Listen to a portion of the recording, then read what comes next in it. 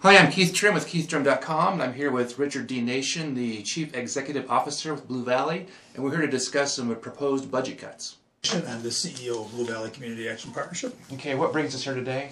Well, apparently there's some issues with the funding that we're concerned about, and so we've been asking our friends in the community and leaders in the community to express to the congressmen and senators the way they see the value of the organization to the community.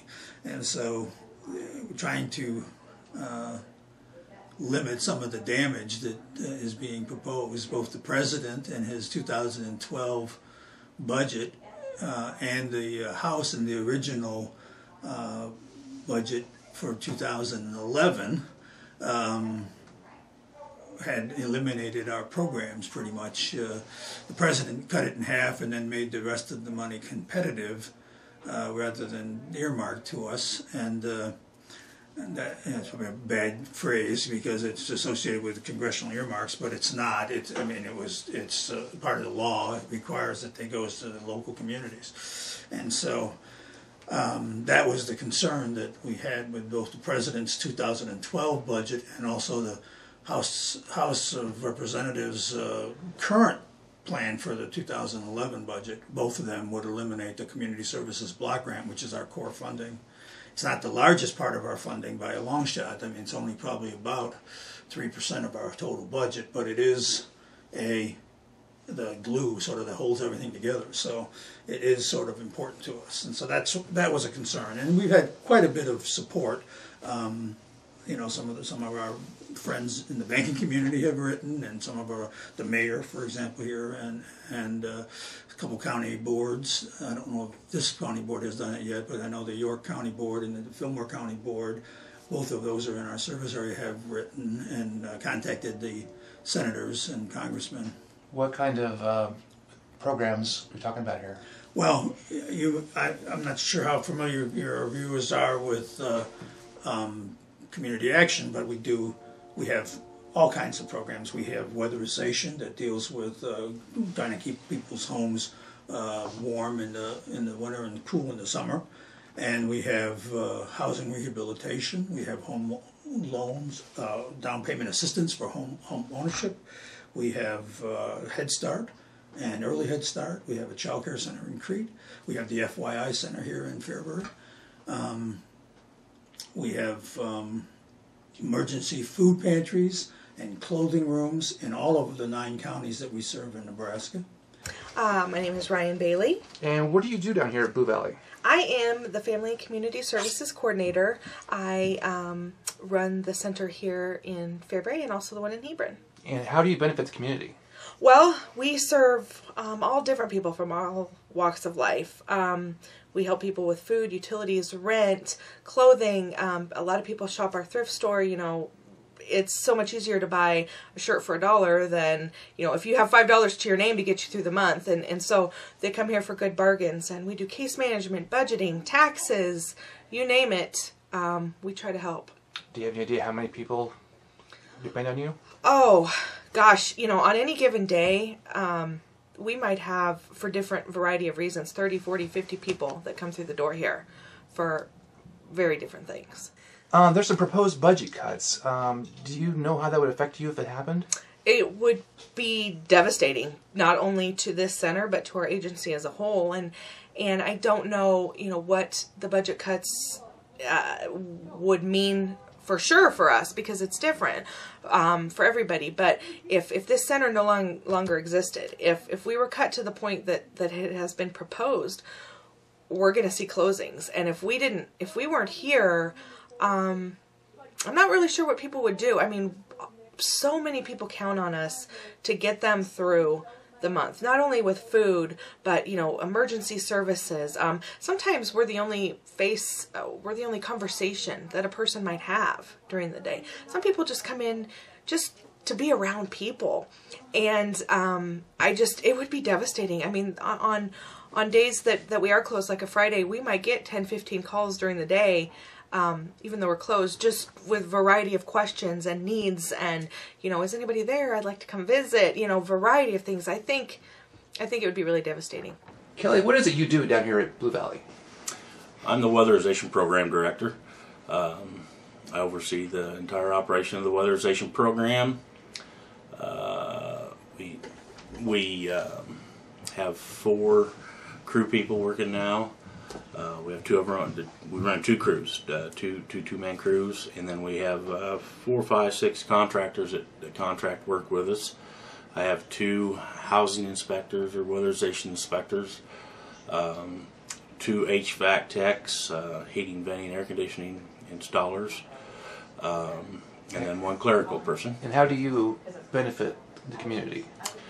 We weatherize homes for the low income and tighten houses up and insulate them, put high efficiency furnaces in if they qualify, in owner occupied units to make the houses more energy efficient, to where they're not paying so much money to heat and cool their homes, and they can use their money somewhere else. How many people do you think you serve? People, I'd have to look that up, but we do probably 120 to 150 houses a year.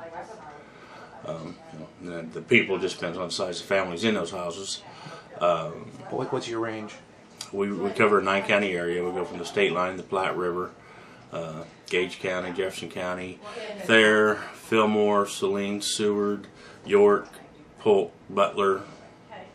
Is that 9? Wasn't counting. I think it is. So, how would the budget, if you had budget cuts, how would it affect your service? We'll do less houses. I would probably have to lay several staff off.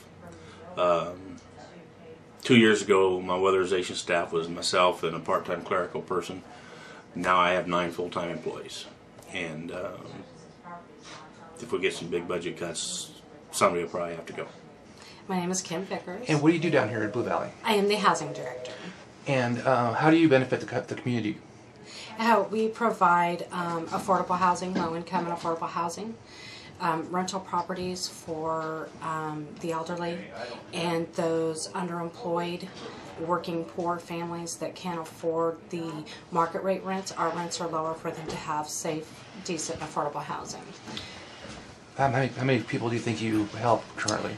Well, we have 191 rental units, and so this last year I think we served well over 400 people, individuals, just in our rental properties. We also have a housing rehab program where we go in and we bring the house up to health and safety standards. It provides, new roofs, siding, new furnace for efficiency.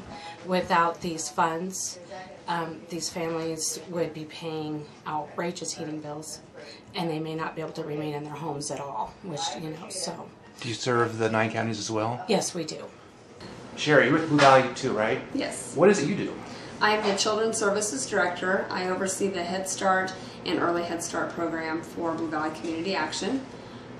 We currently are serving 32 enrollment slots in Jefferson County for a Head Start 3 to 5 program. We are collaborate with Jefferson Step Ahead program, and we have 20 0 to 3 enrollment slots for our prenatal to age 3 Early Head Start program.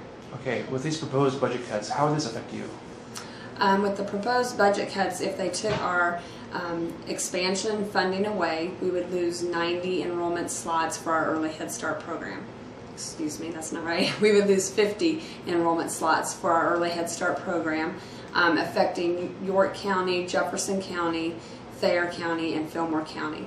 We would also have 9 employee positions that would have to be eliminated. Possible funding cuts for the Early Head Start program would possibly affect us by about $112,000 being cut from our current funding that we're receiving. So we would also be looking at possible staff cuts for that also. And do you also serve the 9 county area as well? We do serve Fillmore County, Gage County. We have a program in Wymore and in Beatrice, Jefferson, Saline, Seward, Thayer, and York, and we have 1 county in Kansas that we serve. When you say slots, those are open vacancies for kids, We right? have, we are expected to have 100% enrollment. We have 249 Head Start slots in our program and 90 early Head Start program or slots. And just for my own sanity, what's Head Start do? Head Start, we serve preschool age children 3 to 5 in a classroom setting. They go to a preschool classroom 4 days a week. They receive breakfast and lunch. We have a curriculum that we follow. We also provide advocacy to our families. We have a family advocate that goes into the home, works with the family to set goals, refers them to other programs and other services. We also work with the parent to help them realize that they're the #1 teacher for their child. And we also do our early Head Start program has a family advocate that goes into the home on a weekly basis. We assist them with physicals, dentals, hearing screening, vision screenings, developmental screenings, mental health screenings. We also connect them with the other parents. We have socializations where the parents and the children come together and do activities and help them to realize that they're the #1 advocate for their child. Okay. Kelly, there was something you wanted to add about some gas? Yeah, the State Energy Office a couple years ago had done some tracking of the fuel usages through the gas companies and electric companies, and before and after our weatherization program, and we're seeing a 30% drop in what people have to pay for their to heat their homes in the wintertime. That's huge on somebody on a fixed income. It's real huge. You know, those are services that are pretty important to some folks who are really on the edge. And with the economy being the way it's been, those folks are really feeling it even worse than a lot of others. I mean, now with gasoline prices going up past $3.30, and some people say going to $4 a gallon, that's going to be even larger impact. But it's not just on the low income or the low wage families that we see this could affect the whole community, because if we had to close down our centers, the people who aren't coming in to get our help, but we also wouldn't be able to distribute some of the stuff that we deal with the WIC program and the commodity program, for example. The WIC program, hundreds of thousands of dollars are spent in local groceries in the area through those WIC vouchers. Commodities supplement over 1,100 individuals each month, and 80% of those are seniors. I mean, it's going to have a pretty wide impact, not only on the lowest levels, but it could have on businesses in the community as well. And I think that's why we're getting the support from so many bankers. A lot of our housing and first-time homebuyer programs run through local banks.